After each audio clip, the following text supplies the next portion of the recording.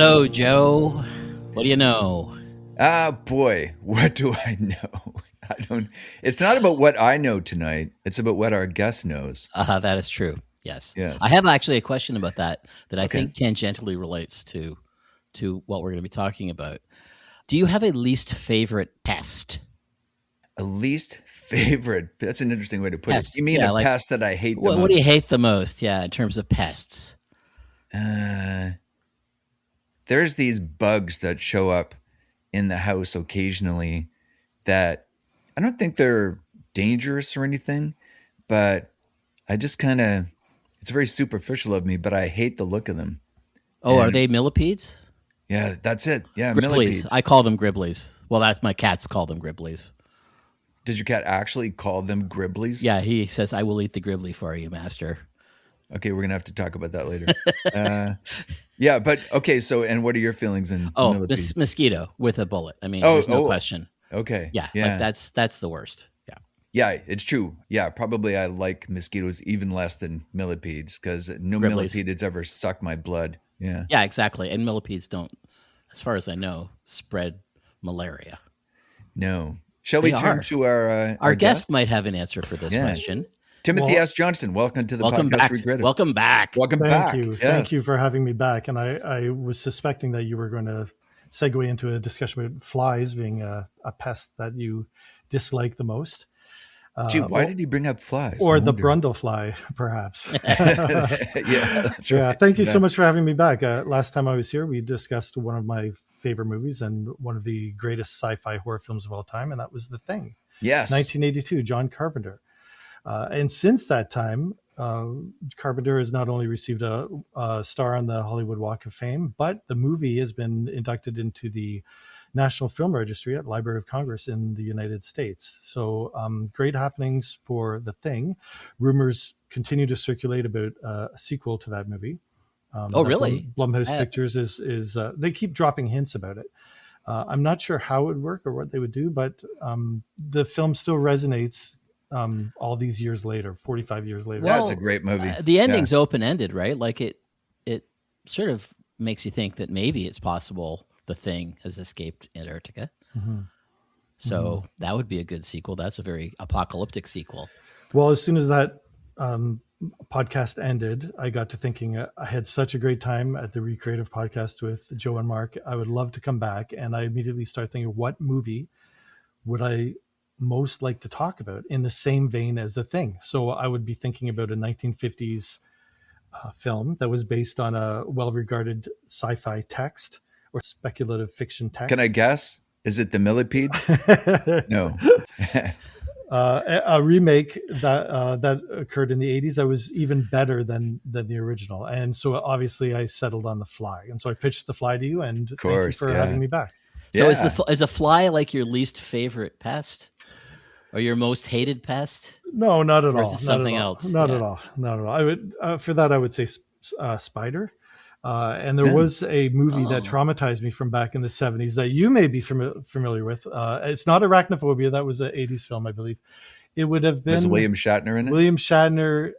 I think it was Kingdom of the Spiders, Yes. if I'm not mistaken. Was Yeah. that? And it had one of the most incredible endings in film. I don't know if you remember it, Joe. I remember watching that movie with my best friend at the time, Kevin Brown, when I was, I think, 13 years old at his place in Sydney, Cape Breton, at 2 a.m, eating a burnt almond chocolate bar. That's that's how And so, well. are you terrified by burnt almond chocolate bars now? The No, very I smell of it. I still love burnt almond chocolate bars. And earlier that day, we played ping pong together with the Farkinsons, his neighbor. Well, you know what? You share that fear with my brother. He's an arachnophobe as well. Yeah, that movie just absolutely terrified me. I was under 10 years old, watching probably my first superhero, which was Captain Kirk. And watching him battle these spiders, and the end scene is just this long camera as it pulls back from the house, and it's just a terrifying image. Wow. But that is not the movie you want to talk about tonight. No, not at all. So I pitched The Fly to you to talk Yeah. about because it fits in the same vein as The Thing. And I have done my due diligence and prepared for this. And I just want to mention some of the movies that came out the year that The Fly came out.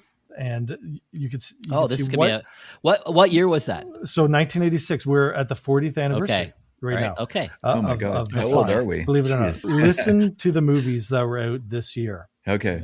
in no particular order. Aliens, Big Trouble in Little China, Stand By Me, Ferris Bueller's Day Off, Highlander, Hoosiers, Karate Kid Part 2, Platoon, Heartbreak Ridge, Star Trek IV: The Voyage Home, Top Gun, The Hitcher, The Name of the Rose, The Delta Force, Cobra, Raw Deal, The Golden Child, Pretty in Pink, and I won't mention Howard the Duck and Maximum Overdrive. But those were some of the movies that came out that year. It was a stellar year great for year. film. A Yeah, stellar that's year. pretty good. I currently have an article up on my blog, Life After Gateway, about the anniversary, 40th anniversary of those films. And it seems like, I'm not sure if as many movies are being made nowadays, or the quality of films are just different. But back then there was 1, 2, 3 movies every single week that came out. And every Friday or Saturday night we would go to see a movie. There was never a week where there wasn't a good choice. Mm-hmm. Do you remember those days? The 70s and 80s and the films?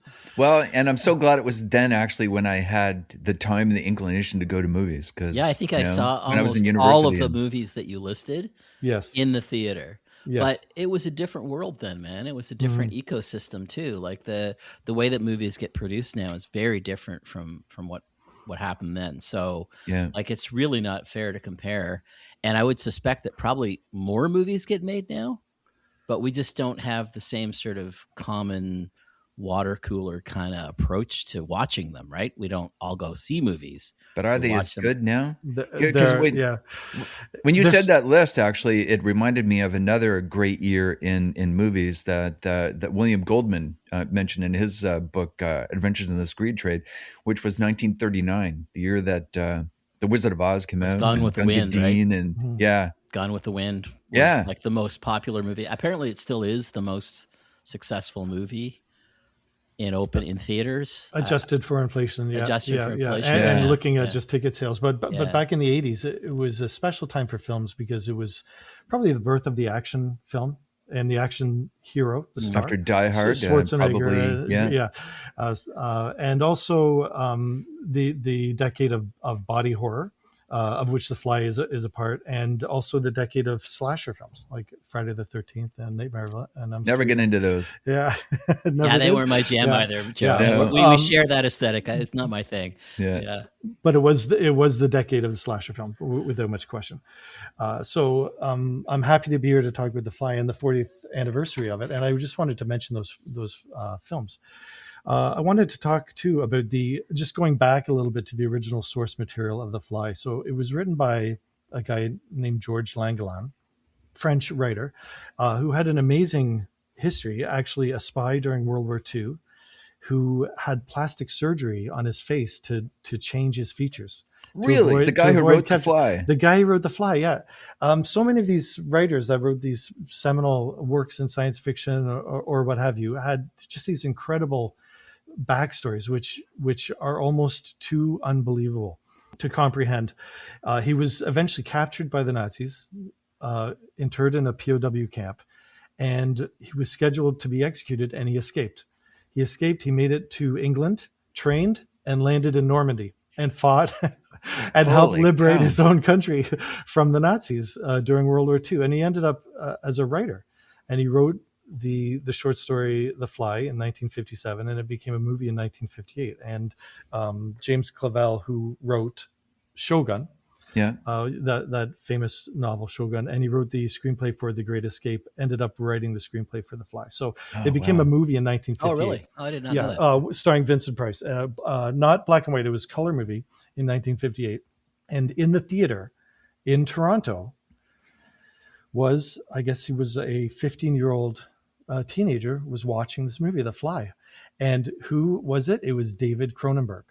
In the theater watching The Fly. And David Cronenberg, obviously, he grew up and became one of Canada's most storied directors.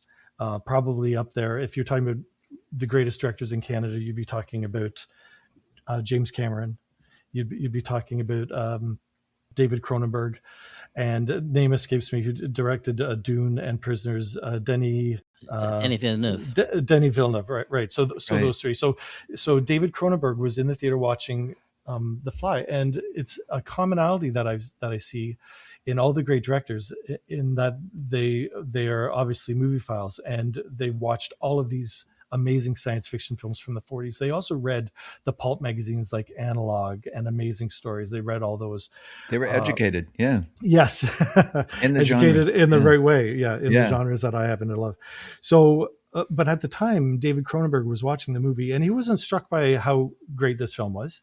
And in fact, I recently watched the film to prepare for this, and I was struck by, it's a good movie. It's more a great idea searching for a great movie. It is a great idea, but there are some things that are lacking. There's a lack of characterization. You don't know why. So you're talking about the original now. I'm talking about the original Fly. Yeah, right? okay. 1958. You don't know why the scientist is working in this field. You don't know much about them at all. You don't know much about Vincent Price at all. He's the brother of the scientist. But it's told as a murder mystery when the wife murders the inventor. And you're wondering, why did the wife murder the inventor? But David Cronenberg watched this. And in that movie, the head of the fly is transposed with the head of the inventor. And the left arm of the fly is transposed with the left arm of the inventor. But it's a full-size fly head. I don't know if you've seen this movie, 1958. The inventor has a full-size fly head. And that famous line. Right. Yeah. That famous line, I think, is why this movie is iconic as it is, because the movie is not, I mean, it's good, but it's not really that special. It's that ending that people remember. The help me, and the fly, the part human fly caught in the spider web at the very end. Help me. It traumatized people who saw the movie. And Cronenberg was watching it, and he thought, why is it a full-size fly head? That doesn't make any sense at all. If the fly's head got transposed with the humans, and it's the human head on the fly is this tiny little thing, why is the fly's head on the human so huge? And the fly, it doesn't make any sense. So he was a very discerning audience member, which many people, many people just did not think about that, or it didn't bother them. And Cronenberg had bothered immensely. Yeah. So cut forward to the 80s, and Cronenberg has done Scanners. He's done Shivers. He's pretty well regarded as a filmmaker of horror. And Mel Brooks, of all people, the comedian, Blazing Saddles and History of the World, has a production company, and they're looking for a director of The Fly. And Cronenberg says, "Hold my beer." The screenwriter. Oh, there's no one better to do that than Cronenberg. Exactly. So Cronenberg looks at the script, and it's written by Charles Pogue. And Charles Pogue had cleverly looked at what it was that made The Fly so great back then. It's a story about a fear of technology, and how technology can sometimes go sideways. In fact, in the book written by George Langeland, the very first page, the first couple paragraphs, in fact, are talking about how the phone is such a like the rotary phone, right? Back then, the wired telephone is such a nuisance. We put them in our house, and then we become beholden to them. We become beholden to technology. We're now at its mercy. If it rings, you have to get it within just a few calls. You have to drop everything you're doing to go answer the phone.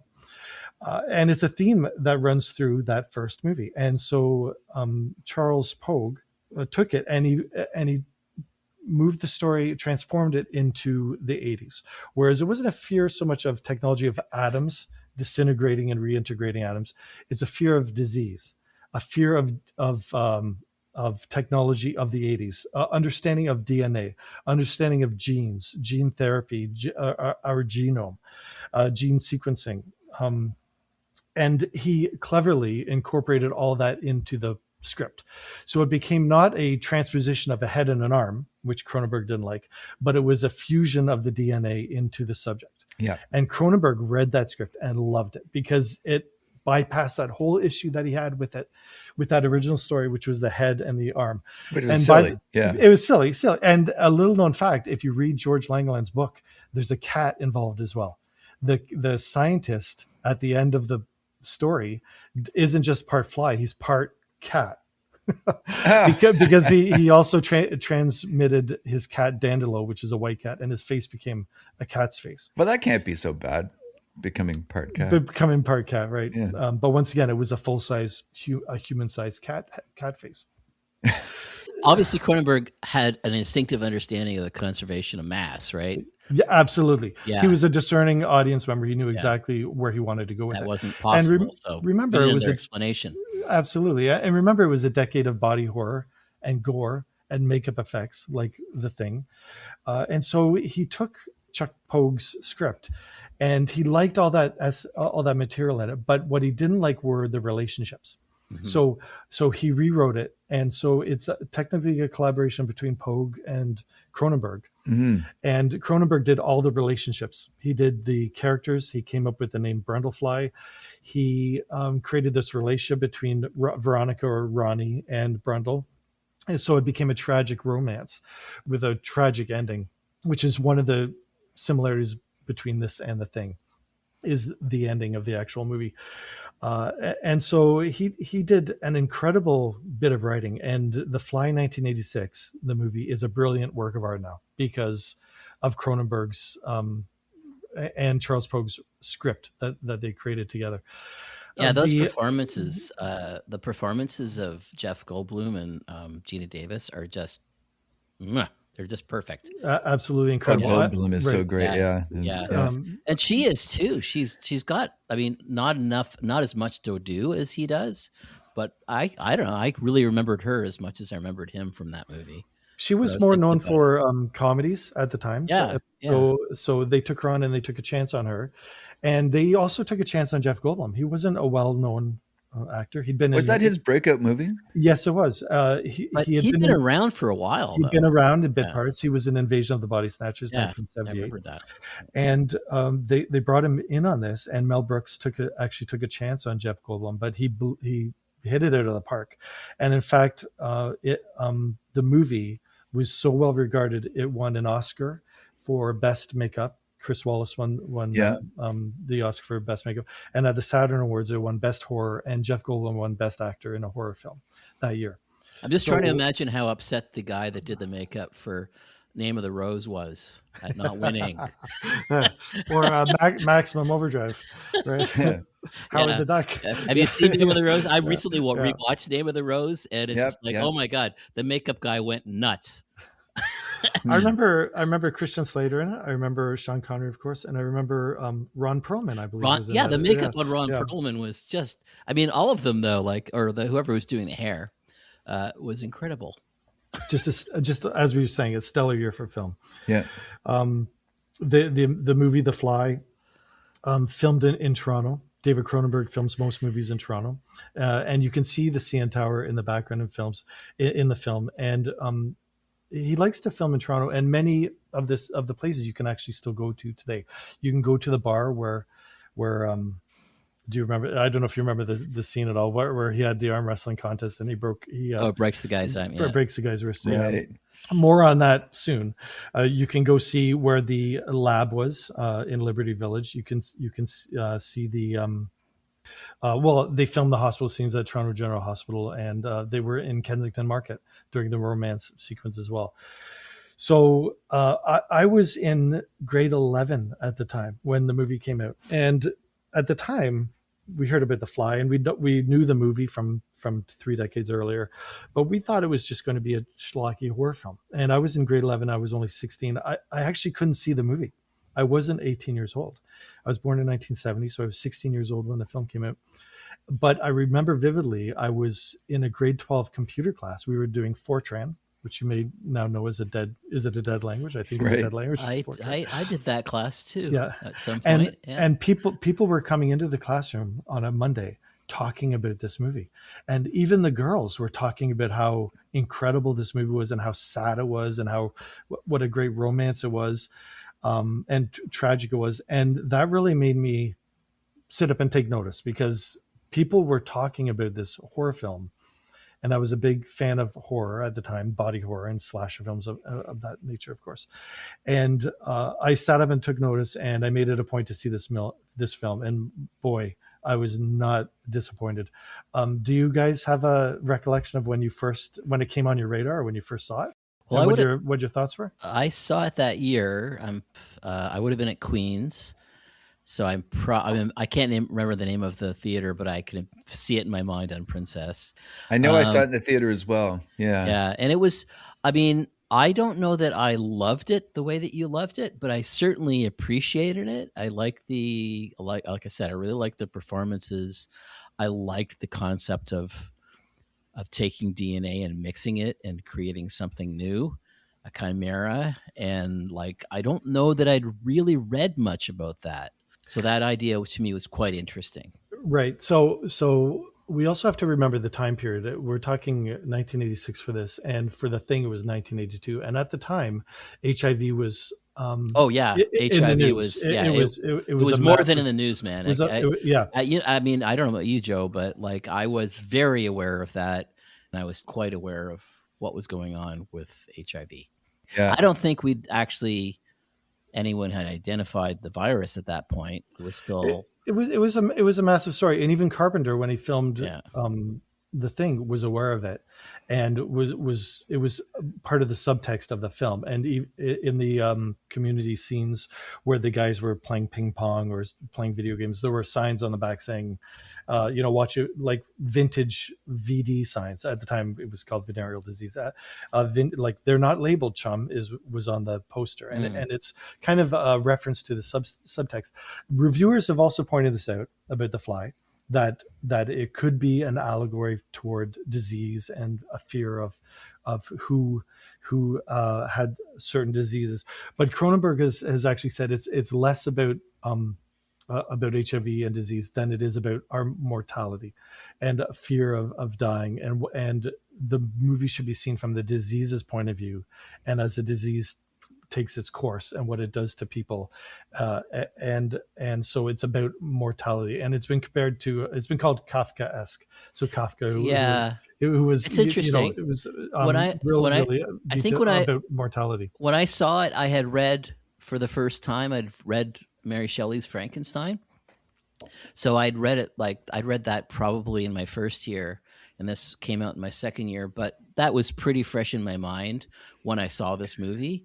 And the connections to Frankenstein were really obvious to me, like the hubris of the Jeff Goldblum character, right, is the reason he turns into the Fly.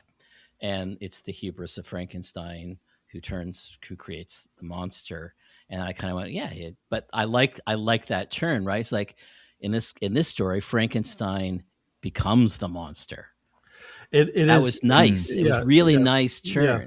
It's tempting fate. It's playing God. It's messing with science, messing with things that you shouldn't. And Cronenberg played with these gothic horror / romances in this movie. Elements of Frankenstein, and the scientist becomes the monster, but the monster also wants a bride, and that's part of it. It's also part Beauty and the Beast, and it's also part Hunchback of Notre Dame. And all three of these elements can be seen in The Fly. So one of the things that intrigues me about both The Thing and The Fly as remakes, and as the best remakes ever made, possibly in my humble opinion anyways, is that many people feel that remakes are made simply to make money. They're gratuitous. Right. They're just to make money. It's just to get that audience who enjoyed that first film to come back and watch it. So I'm not talking about sequels right now. I'm talking about remakes. But this is not a gratuitous remake in any way. It's reflective of the times in ways that the first movie was reflective of that time, and an understanding of the atom and disintegrating and reintegrating atoms, and technology, and how these technologies have affected our lives. In fact, the character Helena in the original Fly is talking about rockets and satellites and how their lives have been changed by those things. But in this movie, it's more reflective of society in the 80s in terms of disease, viruses, gene sequencing, gene therapies, and DNA. Now, DNA was discovered in 1953, so slightly before the first movie came out, but it was not in the popular understanding. And also, I mean, we hadn't sequenced the human genome yet. I mean, that was still like another 14 or 15 years away. Right. It was the Yeah, it was the double helix Yeah. that was discovered in 53. I should Yeah. just clarify that. Yeah. So Yeah, we don't want angry email around that. Yeah. I don't think that's true. I just imagining the angry nerds yelling at their screens or right. me. Yeah. So, something that I noted about this film when I was watching it, and just full disclosure here, I watched The Fly 1958 a couple of days ago. I watched The Fly today. Just to prepare for this, and I read George Langeland's. I've read it a few times, but I read it again to prepare for this. But I just wanted to talk about the structure of this. It's absolutely a work of art. It's structured like a play. You may have noticed Act 1, Act 2, Act 3. It's actually a 4-character play, and it could be put on very easily. The 4 characters being Seth Brundle, Ronnie, the sleazy boss, publisher boss. Stathis Borans, who's the publisher of Particle magazine. And he comes across, if you recall the film, he comes across as this horrible person at the start who just wants Ronnie for himself, just for physical purposes. But then as the movie plays on, his character becomes more, is brought more to the forefront. And he actually becomes a heroic figure who goes and sacrifices himself, body and limbs, literally, to save Ronnie. Ronnie. One scene that I hate the most. One of the greatest scenes in horror history. It's so gross. Yes. Yeah, the vomit drop and the hand and the leg, and these sequences in the film make it iconic because people remember it and they talk about it for decades. Here we are, four decades later, we're still talking about that scene. I know. So Act 1 would end with Seth's first teleportation. Act 2 would focus on his mental decline and ends with the computer telling him that you've been fused with a fly. And then Act 3. So if Act 2 is his mental decline, Act 3 is absolutely his physical decline, his rotting body just disintegrating. And Cronenberg, in fact, makes a point of saying, how Seth had a museum in his bathroom. He opened the medicine cabinet. Yeah, of like all the pieces of here. Here's my fingernails. Yeah. There's other pieces in there too if you look closely. Yeah. But he makes a point of saying that's not just Seth. That's all of us. We're all going to have a museum like that, whether it's metaphorical or real, a physical museum. This movie is about our own mortality, and that we're all kind of rushing toward this ultimate ending. Yeah, I think it was the cheerfulness of the movie that really grabbed me, I think. It was the positive message. Yeah. Well, because earlier you asked, do you remember, when it first made an impression on you? And I don't remember anything before actually seeing it in the theater. But I do know that I left the theater appreciating the movie like Mark, but being disturbed by it. Disturbed by the visuals or by the concept of this decaying human being? Yes. That's right. Yeah. Yeah. Actually, I'm now having a visceral memory of who I saw it with, which is my housemates at the time, Lisa and Jackie, and they were really disgusted by that movie.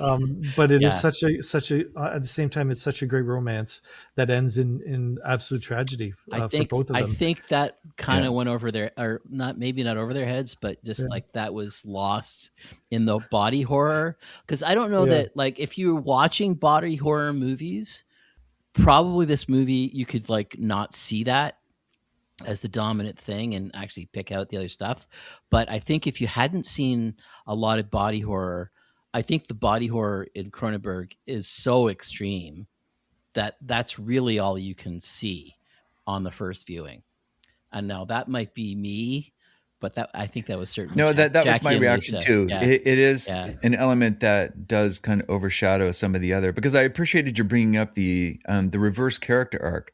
Yeah, you mentioned, the character who appears to be the villain at the beginning evolves into the hero, whereas the person who we relate to becomes the villain. Because Jeff Goldblum is so relatable, and I think that's a little bit of the jarring nature of the movie, is that, wait a minute, it's somebody that you relate to, and then they turn out to be kind of a jerk, which is something actually I've noticed on the show The Pit.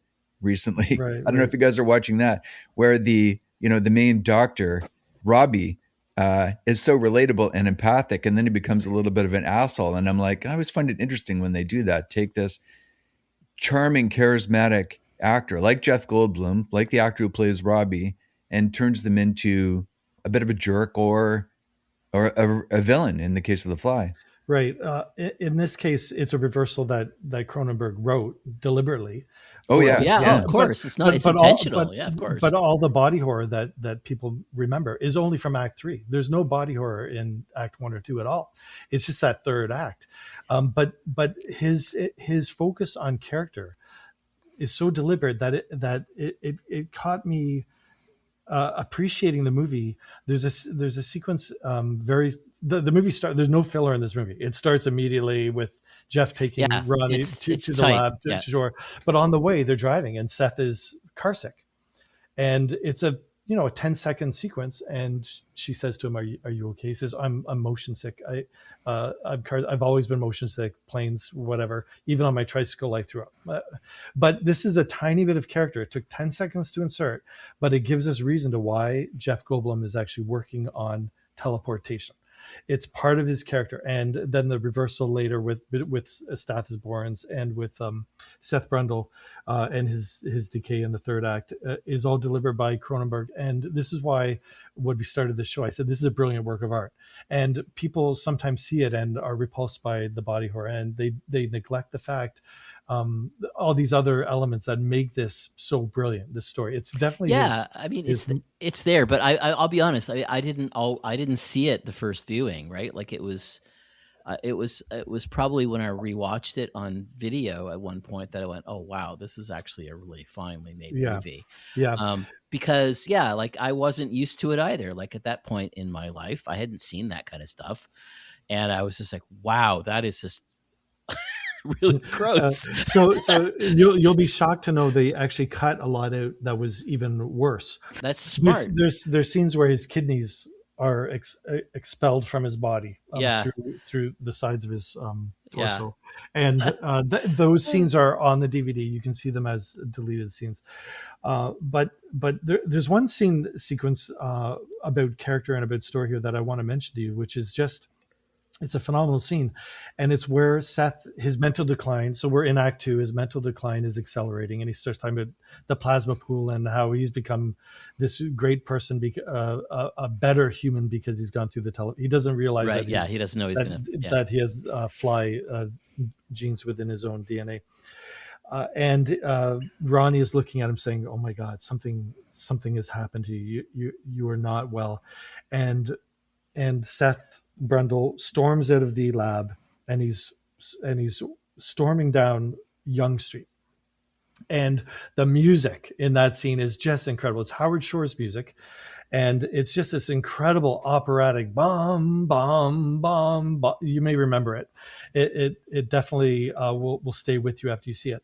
But when they were in the editing room afterwards, Mel Brooks is sitting next to David Cronenberg, and Mel says to David, I don't, are you sure about this music? It doesn't really fit the scene. It's just a guy walking down the street.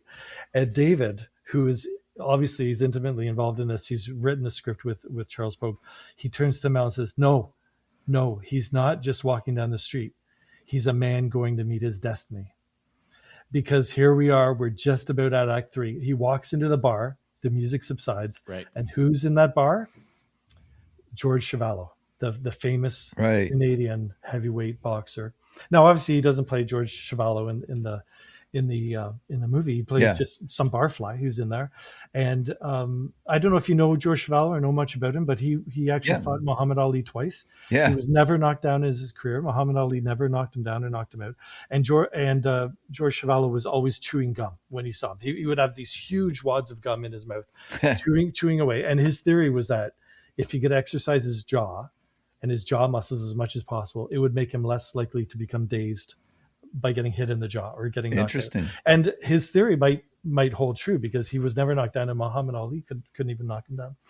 But that sequence when they have the arm wrestle they actually built or created a prosthetic arm of George Chuvalo. And David Cronenberg said that arm was as big as his thigh. Yeah, of course.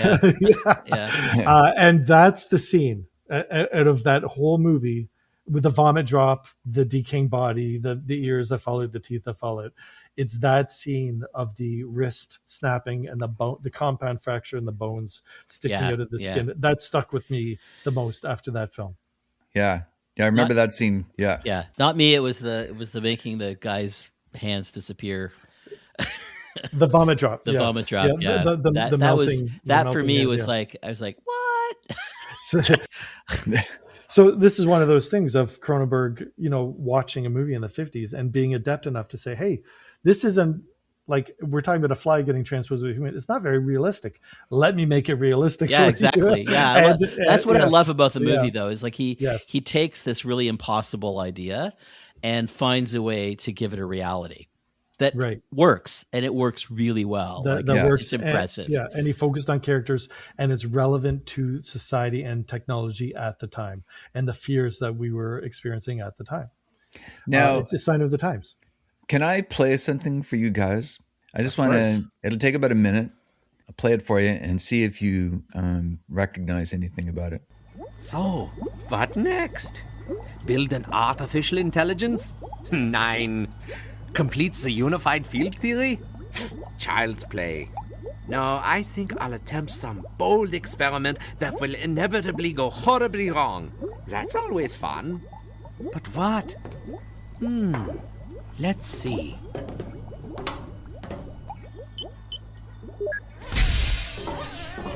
I just reverse the polarity of the magnetic flux in my matter conversion chamber. Cross this red wire with this blue one.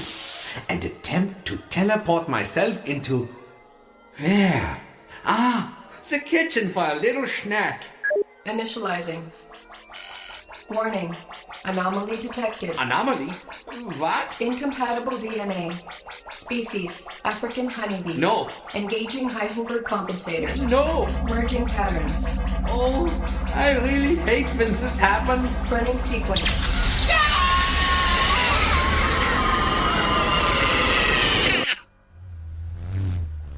Oh, great. I'm a bee. Well, at least I made it to the kitchen. Now, if only I could open the fridge. So that was the impact that The Fly had on me. I made that for CBC Radio back about, 15, 20 years ago. The mad scientist there was played by a Canadian actor, Tony Daniels, a voice actor. I'm sure I've heard his voice before. Yeah. But anyway... So turned him into a bee, not a fly. Not a fly, yeah, same thing. Yeah. So as I did last time, guys, I brought some reviews of The Fly to read to you. Okay. Last time you may recall, I brought some reviews of The Thing to read. The Thing, which was reviled at the time, absolutely hated by critics. What do you think critics will say about The Fly? Critics from the 80s would say about The Fly. I'm guessing they hated it. No. I think they probably would have appreciated it because it certainly didn't damage Cronenberg's career. It was a breakout movie for Goldblum. So it must have been favorably received. It's probably, in hindsight, it's probably considered Cronenberg's best and most commercial film. Although he has had such an incredible career, from Dead Ringers to Madame Butterfly to History of Violence. Eastern Promises. So, I mean, come on. So absolutely. But largely considered his most successful. I would consider it his greatest movie. However, at the time, let's hear these reviews right now. The New Yorker. So back in 1986, is a fair to middling review from the New Yorker. Probably the picture is having its huge box office success because it's so single-minded.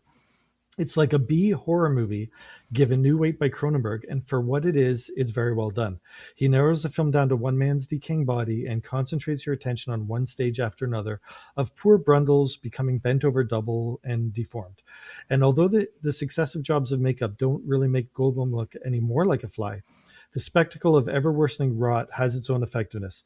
The movie can be taken as a metaphor for AIDS or cancer, or simply as a metaphor for what happens in the normal aging process. Yet on its own, it has no real vision.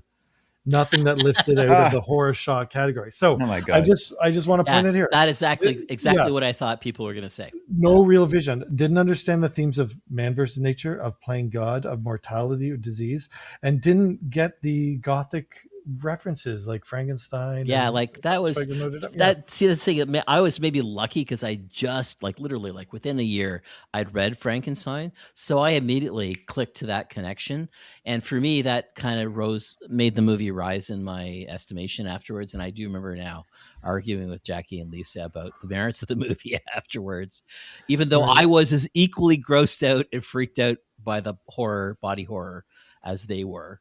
But I imagine that's what I imagine that kind of really influenced the reviewers at the time, right? Yeah. I mean, they didn't even get that this was a modern day retelling of Frankenstein, or of the story of Icarus, who the scientist who played God and then flew too close to the sun and ended up dying. So that was a fair to middling review. They did recognize that it was a B horror movie, and it was very well done for that. And we're not going to embarrass the critic by saying who it was, or yeah, I think we should shame them at this point. That would be Pauline Kael.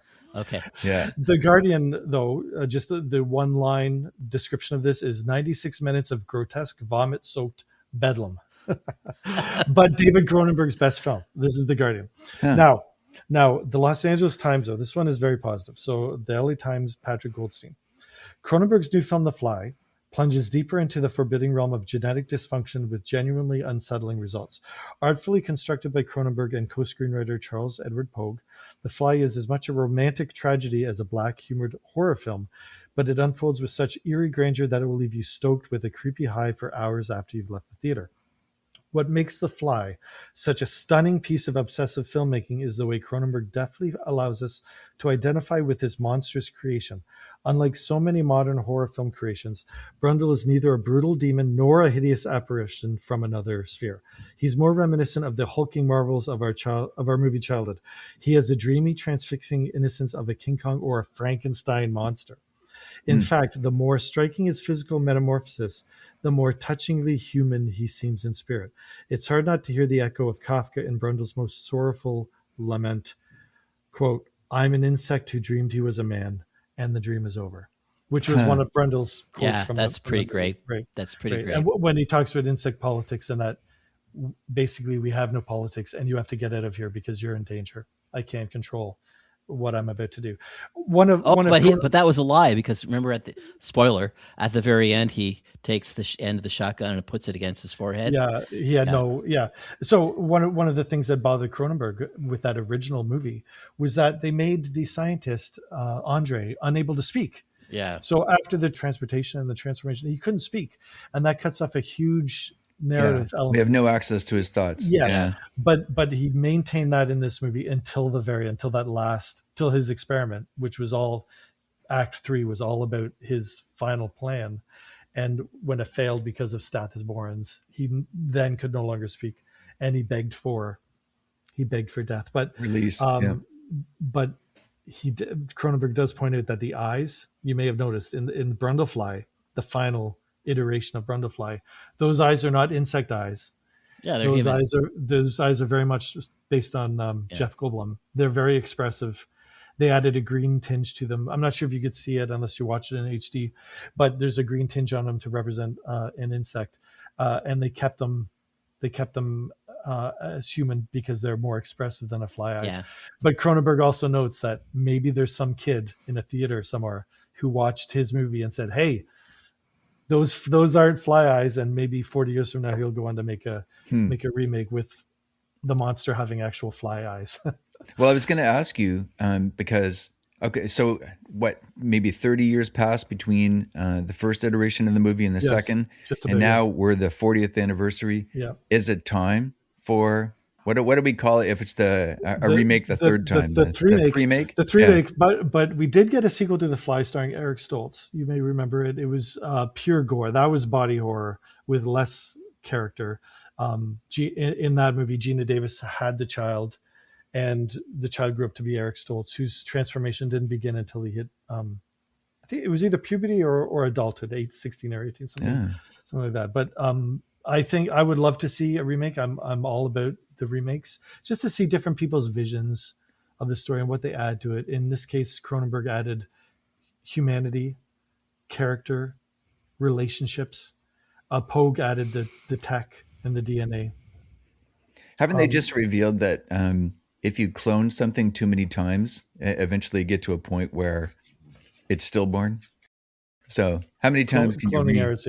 Yeah. How many times can you remake a movie before it's too many times? Well, it's funny you mention that because I'm going to hit you with a proposal right now. Okay. A proposition. Okay. So we've done the thing. We've talked about the thing here at the Recreative Podcast, and I love the discussion. We've talked about The Fly, and I love the discussion. Two films that fit a pattern. Great source material, a text from a sci-fi writer or speculative fiction writer. A movie in the 50s that was good, but by today's standards, maybe doesn't hold up. The remake in the 80s, which is absolutely fantastic, and in my opinion, the two best remakes of all time, and among the best sci-fi horror films of all time. But I would like to come back, guys. I'm inviting myself to come back to your Recreative Podcast. We're in season 3 now, I understand. So I'm talking season 4 or season 5. Season 4. We're in 4. We're in season 4. Yeah. We're in season 4 right now. Season 4, Okay, yeah. we're in season 4. So I would like to come back in season 5 or 6, and I would like to discuss my third film in this 3-film series of remakes of a 1950s film that was based on a great text by a speculative fiction author, and that is Invasion of the Body Snatchers, written by Jack Finney in 1955, filmed in 1956, and then the remake would have been Philip Kaufman's version in 1978. Oh, with Donald Sutherland. Donald Sutherland, Yeah. Leonard Nimoy, who's Yeah. Spock, Star Trek Spock, and Jeff Goldblum once again. My God, so many names there Right, that I love. Well, Yeah. you sold Yeah. me. You had me at remake. Go Yeah, ahead. Jack Finney, one of my favorite books. Yeah. Time and time again. Oh, and by the Yeah. way, we haven't mentioned Dune yet as a remake. Based on the 1980s version. Because don't get me wrong. But I love the David Lynch version of Dune. Yeah. But it only makes sense if you've read all the books. But I think Denis Villeneuve's version of Dune, the first movie anyway, does make sense without having read the books. Denis Villeneuve is He's a hell of a filmmaker. He's one of the greatest Yeah. filmmakers right now, period. I'm proud that he's Canadian, along with the others that I mentioned. Yeah. And he did a film which is one of his best film, I feel, is Prisoners, starring Hugh Jackman and Jake Gyllenhaal, and it's in the same genre as Silence of the Lambs. If you haven't seen Prisoners, I have not seen Prisoners. No, but if you're a fan of Silence of the Lambs, Prisoners is a movie that you should definitely see. But guys, I'm pitching this to you. 100%. I was going to say, You're welcome back anytime. Yeah. I was going to say you don't have to answer now, but I didn't want to put you on the spot, but I did. But I'm giving you some homework. I'm giving you a task. Okay, and here it is. I will. Okay, all right. Here it is. Okay. Mark loves homework. Wait a minute. I give the homework. when I've done a lot of homework for this podcast, and don't get me wrong, I loved it. I absolutely loved the preparation for this. But what I'd like to know from you is, can you pick a film from the 50s or say 60s? We could stretch into the 70s, but pick a film from that period that is based on a story or a novel by a science fiction writer that's very well regarded. Pick a film that has not been made yet, not been remade.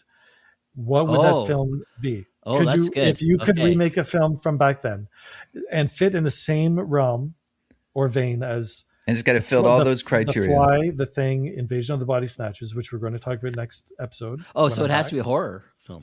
No, it doesn't have to be, but it just has to fit into this realm. Yeah, so like a previous text, sci-fi, a 50s, movie based on a previous text. Yeah, okay. Yes, yeah. But this one has not been remade. Do we need to answer that now, or we answer it next time? You're going to think about it. This is your homework, and we're going to okay. We'll do our discussion of Invasion of the Body Snatchers next time, and then we'll have our three-way discussion of which movie we would remake if we had the power to do it. These are my genres, and I love them dearly. And I talk about them on my blog, Life After Gateway. Every single day I post an article about my genres, which are science fiction, thriller, mystery, horror, suspense. But Joe, to get to your question, which movie has been remade the most? By my estimation, I think it's actually Invasion of the Body Snatchers, because we've got the original in the 50s. We've got the 1970 version, which we're going to discuss. We've got the 1980s version called The Body Snatchers. Who is in that? There's a Tilly in it. I think it's a Meg Tilly is the star. Meg Tilly, okay. And then good old Meg Tilly. In the recent years, within 10 years, we have The Invasion starring Nicole Kidman and Daniel Craig. We also have a whole host of movies, and that's a play on words there, which play in that imposter theme genre, like The Host and The Fifth Wave. And The Puppet Masters and all these other movies that are in the same, and The Thing, by the way, which is all in the same realm of the imposter theme. So, guys, I want to thank you sincerely from the bottom of my heart for having me on your podcast again to talk about this amazing film. Well, we paid you enough to be here. So, no, let me just say quite sincerely, you are, the last time and this time, one of our most informed and prepared guests. So, it is deeply appreciated. Sometimes the conceit of the podcast is kind of just touched upon very tangentially, but you take it seriously, and it works brilliantly. So thank you, and well done too. Yeah, thank you for having me. I sincerely, from the bottom of my heart, I love coming here to talk about this. I love talking about my genres. I love my genres. I feel a good story can heal the world. I say that when I meet people at signings. I write that on my blog, on my website. I feel that escapism is needed now more than ever. I got through my teenage years by reading books, watching movies, playing video games, reading short stories, reading comics and graphic novels. I feel that a good story can take us away from all the stress and hardship and pain of this world, and a good story can heal the world, and it can get us through the hard times. Forget alcohol, forget drugs, need a good, I go to my comfort place, which is The Thing, Invasion of the Body Snatchers, The Fly, reading Asimov, reading Heinlein, reading Michael Crichton. You've actually now set a new record on the podcast as the latest that we've gotten around to introducing our guest. Because we've never actually, sure you were on before, but people may not remember that. So at this late point, as we close out the podcast, tell everyone who you are, what you do, and give us some books to buy. Yeah. Hello. Yeah. I'm Timothy S. Johnston, and this is my podcast, The Recreative. And joining me today are Joe Mahoney and Mark Rainer, both great writers, past donors, great writers in their own right. And I'm the writer of The Furnace, The Freezer, and the Void, which is the Tanner sequence published by Carina Press. And I'm the writer of The Rise of Oceania, which is from Fitzhenry and Whiteside, and it is the War Beneath the Savage Deep's Fatal Depth, An Island of Light, The Shadow of War, and my most recent book, which won the 2024 Global Thriller Award Grand Prize, A Blanket of Steel, which is available in Indigo currently. So thank you so much for having me on your podcast, guys. I love coming. I don't know. Yeah. Maybe we should just jump in a transporter together and just form one super host. Yeah, I think I'll skip that one. Yeah. Timothy S. Johnston, thank you very much for being on our podcast, Recreative. Thank you so much for having me. It was an absolute pleasure. I loved it. Great to see you again, man. Thank you.